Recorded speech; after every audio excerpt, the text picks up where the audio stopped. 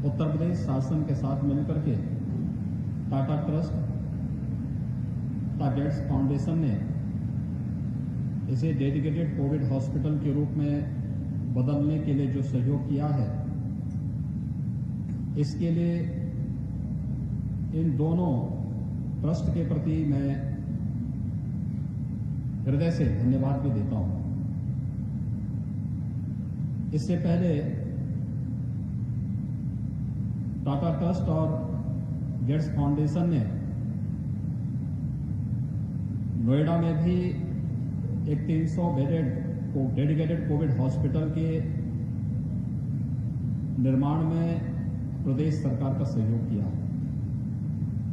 और वो सफलतापूर्वक वहां पर कार्य कर रहा है। हमारे लिए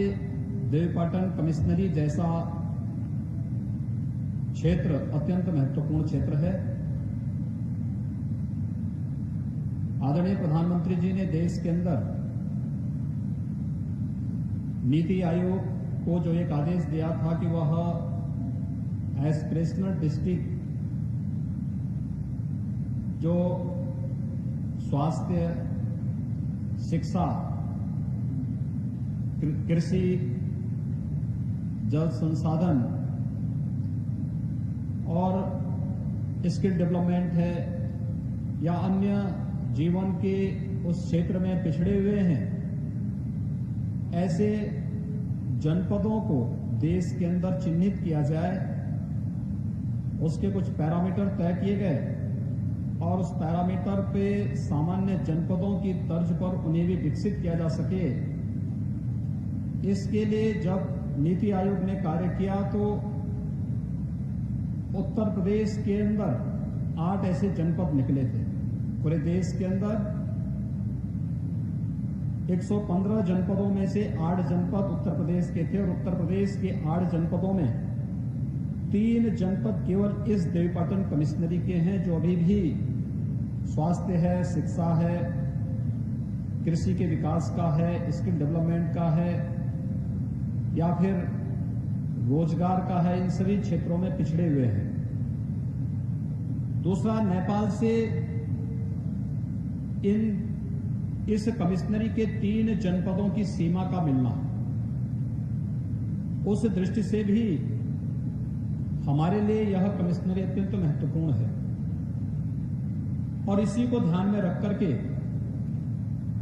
हम लोगों ने, जब हमारे सामने प्रस्ताव आया तो मैंने इस बारे में कहा कि एक हॉस्पिटल हम पश्चिम में देंगे और एक को हम पूरब में देंगे और पूरब में देवीपाटन कमिश्नरी को हम लोगों ने इसके लिए चुना और आज मुझे प्रसन्नता है कि 300 बेडेड डेडिकेटेड कोविड हॉस्पिटल बनकर के तैयार हुआ है। आज हम इसका लोकार्पण कर रहे हैं और कल परसों से यहां पर हम लोग एडमिशन शुरू करके वैश्विक महामारी कोरोना के खिलाफ देश की लड़ाई में एक महत्वपूर्ण पार्ट बन करके यहां के लोगों को बेहतर सुविधा देने की कार्रवाई हम इस जनपद के अंदर, इस कमिश्नरी में गोंडा के अंदर देना प्रारंभ कर देंगे। पूरी दुनिया कोरोना संक्रमण से त्रस्त है और अगर दुनिया के अंदर बड़े बड़े देशों की स्थिति को देखा जाए जिनके पास हेल्थ इंफ्रास्ट्रक्चर पहले से ही बहुत अच्छा था, उनकी तुलना में भारत और भारत के अंदर भी विभिन्न राज्यों की तुलना में उत्तर प्रदेश की हम तुलना जब करते थे तो हमें पाते थे कि उत्तर प्रदेश बहुत पिछड़ा है। 1947 से लेकर के 2016 तक इस कमिश्नरी में एक भी गवर्नमेंट मेडिकल कॉलेज नहीं था और आज मुझे प्रसन्नता है कि आज हम इस देवीपाटन कमिश्नरी के अंदर यहां के जनप्रतिनिधियों के सहयोग से, उनके प्रयास से, उनके परिश्रम से 3 मेडिकल कॉलेज अकेले इस कमिश्नरी के अंदर बनाने जा रहे हैं, जिसमें बहराइच का मेडिकल कॉलेज इस पिछले सत्र में हम लोगों ने प्रारंभ किया है। इस बार कोविड-19 की लड़ाई में निरंतर सहभागी है साथ साथ हम लोगों ने बलरामपुर में पूर्व प्रधानमंत्री श्रद्धेय अटल बिहारी वाजपेयी जी का वह कर्म क्षेत्र रहा है। उन्होंने अपने राजनीतिक जीवन की शुरुआत बलरामपुर जनपद से की थी और बलरामपुर से उनका एक लगाव था। केजीएमयू लखनऊ की एक सैटेलाइट सेंटर के रूप में वहां पर एक हॉस्पिटल का निर्माण और उसे मेडिकल कॉलेज के रूप में विकसित करने की कार्रवाई प्रदेश सरकार के द्वारा प्रारंभ की गई है और साथ साथ गोंडा में भी एक नए मेडिकल कॉलेज के निर्माण की कार्रवाई प्रदेश सरकार ने प्रारंभ की है। और मेरा अनुमान है कि जब ये तीनों मेडिकल कॉलेजेस बन करके पूरी क्षमता के साथ अपनी सेवाएं देना प्रारंभ करेंगे तो स्वाभाविक रूप से लोगों को बेहतर और गुणवत्ता युक्त स्वास्थ्य की सुविधाएं अपने स्थानीय स्तर पर मिलेंगी और डॉक्टर्स भी, अच्छे चिकित्सक भी हम लोग इन संस्थानों से निकालने में सफलतापूर्वक हमें इस कार्यक्रम को आगे बढ़ाने में मदद मिलेगी। कोविड-19 की लड़ाई एक आसान लड़ाई नहीं थी, क्योंकि 100 वर्षों के बाद किसी एक महामारी से लड़ने की एक स्थिति देश के सामने आई थी, दुनिया के सामने आई थी। दुनिया ने इस दौरान अनेक प्रकार के वायरस से लड़ाई तो लड़ी, लेकिन वे क्षेत्र विशेष में थी, उनके संक्रमण को लेकर के या उस क्षेत्र विशेष में समय से उसके उपचार की तरीके ये सब विकसित कर दिए गए। लेकिन पिछले 100 वर्षों के दौरान कोविड-19 एकमात्र ऐसा वायरस के रूप में हमारे सामने देखने को मिला है जिसका तीव्र संक्रमण और अगर समय से हमने मरीज को चिन्हित करके उसे उचित स्वास्थ्य की सुविधा उपलब्ध नहीं कराई तो स्वाभाविक रूप से मृत्यु की दर काफी बढ़ सकती है और अगर वह लापरवाही वहां पर होती है तो फिर हमारी सभी प्रकार की स्वास्थ्य की सुविधाएं धरी की धरी रह सकती हैं और यह दुनिया के तमाम विकसित देशों के उदाहरण हमारे सामने हैं, जहां सब कुछ है लेकिन हेल्थ इंफ्रास्ट्रक्चर के होने के बावजूद, बेहतर सर्विलांस न होने के नाते, व्यापक जन जागरूकता न होने के नाते मृत्यु दर भी और इन्फेक्शन यानी संक्रमण का दर भी बहुत ज्यादा है और जिसके कारण वहां पर अनियंत्रण किसी स्थिति पैदा हुई है। लेकिन इन स्थितियों में अगर हम भारत के अंदर देखते हैं तो चाहे वह 22 मार्च का जनता कर्फ्यू का कार्यक्रम रहा हो, चाहे वह 25 मार्च से 4 चरणों में लॉकडाउन का कार्यक्रम रहा हो और चाहे पिछले 3 टर्म से चल रहे अनलॉक की कार्रवाई और ये सफलतापूर्वक इन कार्यक्रमों को आदरणीय प्रधानमंत्री नरेंद्र मोदी जी के नेतृत्व में इस देश ने समय से जो कदम प्रधानमंत्री मोदी जी के नेतृत्व में उठाए हैं, आज उसका परिणाम हम सबके सामने है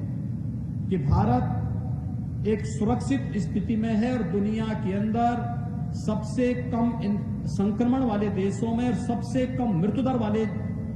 देशों में भारत है। और हम लोगों ने जो कुछ प्रधानमंत्री जी ने देश के लिए आह्वान किया था उसे अक्षरशः उत्तर प्रदेश में लागू किया। उसका परिणाम है कि सबसे बड़ी आबादी का राज्य होने के बावजूद उत्तर प्रदेश में 24 करोड़ की आबादी निवास करती है, लेकिन 24 करोड़ की आबादी के निवास करने के बावजूद देश के अंदर सबसे कम मृत्यु दर वाले बड़े राज्यों में उत्तर प्रदेश एक राज्य है और संक्रमण भी उत्तर प्रदेश का देश के अन्य बड़े राज्यों और दुनिया के बड़े देशों की तुलना में सबसे कम स्थिति में है। आज के दिन पर 4.3% ही हमारी पॉजिटिविटी रेट उत्तर प्रदेश के अंदर है। अगर हम डेथ रेट देखेंगे तो उत्तर प्रदेश की वर्तमान में केवल 1.5% ही डेथ रेट है। ये लगातार ये कम हो रहा है, लेकिन अभी हमें इस दिशा में निरंतर सतर्क रहना है और सतर्कता के ही नाते बड़े बड़े पब्लिक फंक्शन नहीं हो पा रहे हैं, अन्य बड़े कार्यक्रम नहीं हो पा रहे हैं, क्योंकि पहले स्वयं का बचाव करके लोगों को बचाव के लिए प्रेरित करना, 2 गज की दूरी बनाए रखते हुए मास्क को जरूरी रखना, इन सब कार्यों के साथ हमें इन कार्यक्रमों को आगे बढ़ाना है, लेकिन जनता को बचाने के आह्वान में हम लोग कार्यक्रमों में जा रहे हैं। जनप्रतिनिधियों का भी आह्वान कर रहे हैं। जनप्रतिनिधि भी लगातार पिछले 5 वर्षों से 5 महीनों से लगातार सेवा के कार्यक्रमों में जुट करके जनता को राहत देने का कार्य कर रहा है, और आज उसी का परिणाम है कि शासन स्तर पर बनाई गई कार्य योजना जनप्रतिनिधियों के सहयोग से प्रशासनिक मशीनरी के द्वारा सफलतापूर्वक उसे लागू करने का कार्य आज प्रदेश के अंदर सफलतापूर्वक होने के कारण गोंडा जैसे जनपद या इस कमिश्नरी जैसे जनपदों में सबसे अधिक माइग्रेंट लेबर भी आई थी और बड़े पैमाने पर आए। उनके रोजगार, उनके पुनर्वास और उन्हें स्वावलंबन की ओर अग्रसर करने के साथ ही जो अनेक कार्यक्रम यहां पर प्रारंभ हुए, उन कार्यक्रमों का परिणाम है कि हम लोगों ने माइग्रेंट लेबर के बारे में बहुत सारे लोगों की अलग धारणाएं रही होंगी, लेकिन हम लोगों का यह मानना था कि प्रवासी कामगार उत्तर प्रदेश का नागरिक है और उत्तर प्रदेश में उसका स्वागत है। उत्तर प्रदेश में हम उसकी प्रतिभा और उसकी ऊर्जा का लाभ उठाएंगे। और आज ये कार्य यहाँ पर हम लोगों ने प्रदेश के अंदर आए 40 लाख से अधिक उन सभी प्रवासी कामगार और श्रमिकों का समायोजन उत्तर प्रदेश के अंदर किया। वे लोग उत्तर प्रदेश में रह करके इस कार्यक्रम को सफलतापूर्वक शासन के साथ सहभागी बनकर के कार्य कर रहे हैं, चाहे वह विभिन्न प्रकार के इंफ्रास्ट्रक्चर डेवलपमेंट के हों, चाहे वह प्रदेश के अंदर एग्रीकल्चर के क्षेत्र में हो, या फिर प्रदेश के अंदर मनरेगा जैसी योजनाओं को या कृषि क्षेत्र में कार्य करने के लिए उपलब्धता का हो, या जीवन के प्रत्येक क्षेत्र में उनका योगदान आज प्रदेश के अंदर प्राप्त हो रहा है। प्रदेश के अंदर जो हमारे छात्र बाहर प्रतियोगी परीक्षाओं की तैयारी करते थे, कोटा में 12,500 छात्र प्रतियोगी परीक्षाओं की तैयारी करते थे। लॉकडाउन के दौरान कैसे लाया जाए, हम लोगों ने निर्णय लिया। वे सभी बच्चे थे,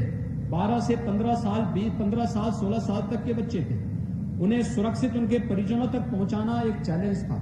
तो भी प्रदेश सरकार ने निर्णय लिया और सुरक्षित उन्हें उनके घर तक पहुंचाने का कार्य किया। प्रयागराज में 15,000 से अधिक छात्र प्रतियोगी परीक्षाओं की तैयारी करते थे, उन्हें सुरक्षित उनके घरों तक पहुंचाने का कार्य किया गया और ये कार्यक्रम निरंतर आगे चल रहा है। प्रदेश के अंदर पिछले मोदी जी के प्रधानमंत्री 2014 में बनने के बाद से विकास के लिए जिस प्रकार की योजनाएं देश के अंदर चली, उत्तर प्रदेश में 2016 के बाद इसको तेजी के साथ आगे बढ़ाया गया और 2017 में प्रदेश में सरकार आने के बाद आज आप देख रहे होंगे 1947 से लेकर के 2012 तक प्रदेश में केवल 12 राजकीय मेडिकल कॉलेज बने थे और 2016 से 20 के बीच में हम लोग वर्तमान में 30 नए राजकीय मेडिकल कॉलेजेस का निर्माण कर रहे हैं। 2 नए एम्स उत्तर प्रदेश में बन रहे हैं। टेस्टिंग क्षमता के बारे में अगर आप देखेंगे, जब कोरोना का पहला पेशेंट उत्तर प्रदेश के अंदर देखने को मिला था, हमारे पास तब जांच की कोई सुविधा नहीं थी। हमने 70 जन दिल्ली जांच के लिए सैंपल भेजा था और पेशेंट को भी हमने वहीं पर भेजा था। हमने पहली लैब स्थापित की थी मार्च के अंतिम सप्ताह में केजीएमयू लखनऊ में और केवल 60 जांच उस दिन हमारी हो पाई थी। हमने धीरे धीरे इस क्षमता को विकसित किया। आज हमारे पास लगभग 200 टेस्टिंग लैब्स उत्तर प्रदेश के अंदर हैं, जिनमें आरटीपीसीआर की 36 लैब्स हैं। हमारे पास हर जनपद के जिला चिकित्सालय में ट्रूनेट मशीन के माध्यम से भी हम लोग जांच की सुविधा उपलब्ध करा रहे हैं। हर चिकित्सालय को हमने एंटीजन किट उपलब्ध कराने के लिए कहा है और आज के दिन पर हम 1,40,000 टेस्ट प्रतिदिन कर रहे हैं। देश के अंदर सर्वाधिक टेस्ट करने वाला उत्तर प्रदेश आज नंबर 1 का राज्य है और सबसे अधिक टेस्ट करने वाला राज्य भी आज के दिन पर उत्तर प्रदेश है। यानी हर एक क्षेत्र में उत्तर प्रदेश तेजी के साथ आगे बढ़ रहा है और मुझे प्रसन्नता है कि आज हम गोंडा में भी ये डेडिकेटेड 300 बेडेड कोविड हॉस्पिटल दे रहे हैं। यह एक कोविड हॉस्पिटल हमारे यहाँ के जनप्रतिनिधियों की, माननीय सांसदगण, माननीय विधायकगण, यहाँ के जो लोकल विधायक हैं उनके प्रयास और हमारे अन्य जनप्रतिनिधियों ने जो यहाँ के लिए निरंतर मांग उठाई थी, उनके प्रयासों के परिणाम स्वरूप आज यहाँ पर ये चीजें, क्योंकि इन लोगों के द्वारा शुरू में इस बारे में चर्चा होती थी। मुझे याद है जब हम लोग एसडीजीज पर चर्चा कर रहे थे, सस्टेनेबल डेवलपमेंट गोल्स पे चर्चा कर रहे थे उत्तर प्रदेश विधानसभा में। और गांधी जयंती के दिन हम लोगों ने कार्यक्रम रखा था, लगातार 36 घंटे तक सदन की कार्रवाई चलाई थी। तो उस दिन यहां के लोकल विधायक, गोंडा के लोकल विधायक लगातार 36 घंटे तक सदन के अंदर बैठ करके उस कार्रवाई का हिस्सा बने थे और उन्होंने साबित किया था कि वास्तव में जज्बा होना चाहिए और उस जज्बे के साथ हम लोग गरीबी को मिटाने के लिए, भूखमरी को मिटाने के लिए, किसी भी प्रकार की अव्यवस्था को मिटाने के लिए पूरी प्रतिबद्धता के साथ कार्य करेंगे। एसडीजी पर जो चर्चा हम लोगों ने, सस्टेनेबल डेवलपमेंट गोल्स पर उत्तर प्रदेश विधानसभा में जो चर्चा की, वह केवल चर्चा तक सीमित नहीं थी। आज उसके परिणाम दिखाई दे रहे होंगे कि जब हम लोग एस्पिरेशनल डिस्ट्रिक्ट की बात करते हैं तो उत्तर प्रदेश के हर एक पैरामीटर पर देश के अंदर अच्छे स्थान पर उत्तर प्रदेश के जनपद दिखाई देते हैं। जब हम लोग सस्टेनेबल डेवलपमेंट गोल्स की बात करते हैं तो हमें देखने को मिलता है कि हमारे पास हेल्थ इंफ्रास्ट्रक्चर को सुधारने के लिए कोविड-19 ने हम लोगों को जो एक चेतावनी दी, इसके कारण हम लोगों ने हेल्थ इंफ्रास्ट्रक्चर को भी हम लोग इसी बहाने